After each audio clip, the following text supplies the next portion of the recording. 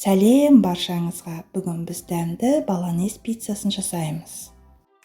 Ол үшін бізге електен өткен 400 грамм ұн керек. Ортасынан осылай шұңқыр жасап алып, жылы 200 мг су құямыз. Дәмін келтіру үшін тұз, қант қосамыз, және де 2 шай қасық дрож қосамыз. 30 мг шемішке май қосамыз. Егер сіздерде оливковое масло болса, онда соны қосыңыздар. Менде ондай май болмағандықтан кәдімгі 30 мг шемішке май қостым. Және қасықпен әдемілеп араластырып, соңынан қолмен илеуге келгенде қолмен илеп аламыз. Осылай әдемілеп жұмсақ қамыр шығарамыз. Бізде осы қамырдан үлкен 2 пицца шығады.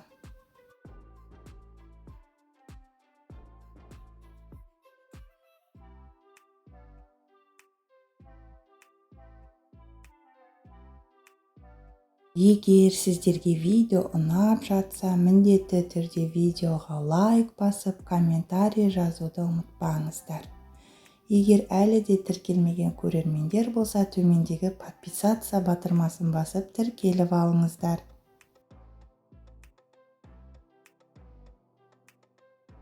Міне осындай қамыр шығады. Жақсылап ашу үшін осылай салфанға салып қоямыз.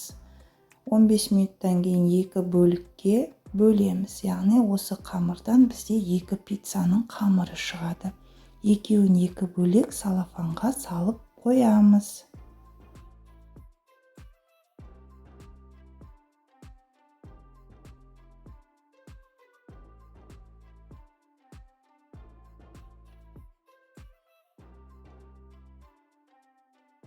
Қамырымыз әдемілеп ашимын дегенше, біз фаршты дайындап алайық. Ол үшін бізге 300 грамм фарш керек, үлкен жуа керек. Осылай майдалап турап аламыз.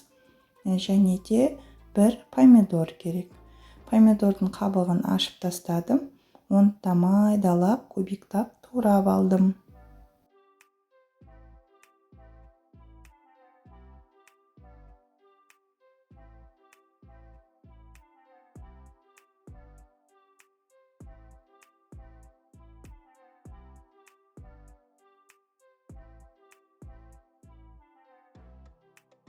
Ысып тұрған тапаға шемішке май құйып, фаршымызды әдемілеп қуырамыз.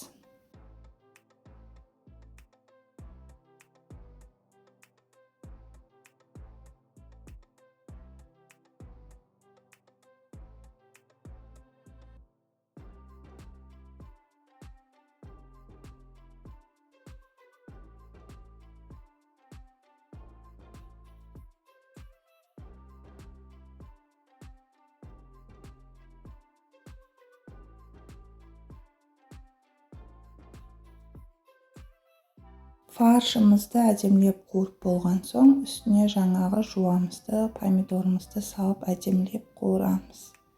Дәмін келтіру үшін үстіне паприка және де осындай пловқа арналған дәмдеуішті қосамын.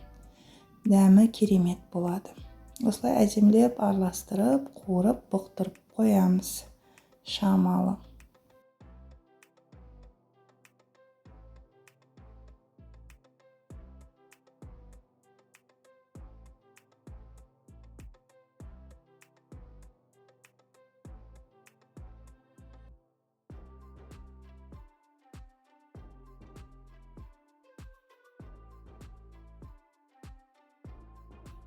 Фаршымызды қуырып болам дегенше біздің қамырымызды ашыды. Біздің қамырымыз дайын. Ұн себелеп осылай 30 сантиметрге дейін жаямыз. Яғни бізде үлкен пицца шығады. Алдымен бірыңғай қолмен жайсаңыздар да болады, оқтаумен жайсаңыздар да болады. Осылай 30 сантиметрге дейін әдемілеп жайып аламыз. Яғни диаметрі 30 сантиметр.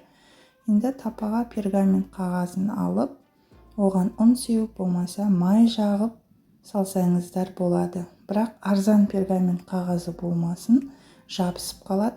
Пергамент қағазын төсемесеңіздер де болады. Тапаның өзіне май жағып, болмаса ұн сеуіп, осылай қамырды жайып шығамыз. Пиццаға арналған соус болмағандықтан кетчупты қолдандым. Кетчупты әдемілеп жағып шығып, жаңағы дайын болған фаршымды 2 бөлікке бөліп алдым. Енді біз жаңа қамырдан 2 пицца жасаймыз, сол себепті осылай 2 бөлікке бөліп алып, фаршымды себелеп салып алдым.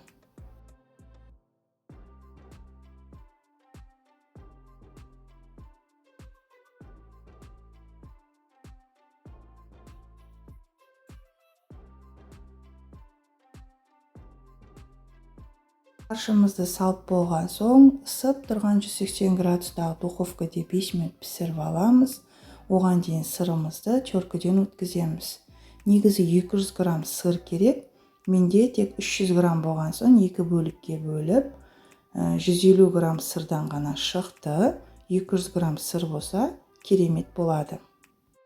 Духовкада 5 минут тұрған пиццамызды алып, бетіне сырымызды себелеп шығамыз. Духовкада тағы да 5-6 минут ұстаймыз. Егер сіздерде арзан сыр болса, онда духовкада 2-3 минут қана ұстайсыздар. Осы пиццаның ерекше дәмін келтіретін менде комо деп аталатын сыр. Үй жағдайында балаларыңызға осындай дәмді, керемет болонез пиццасын жасап беріңіздер. Дәмді керемет болып шығады. Ас болсын. Назар қойып көргендеріңізге рахмет.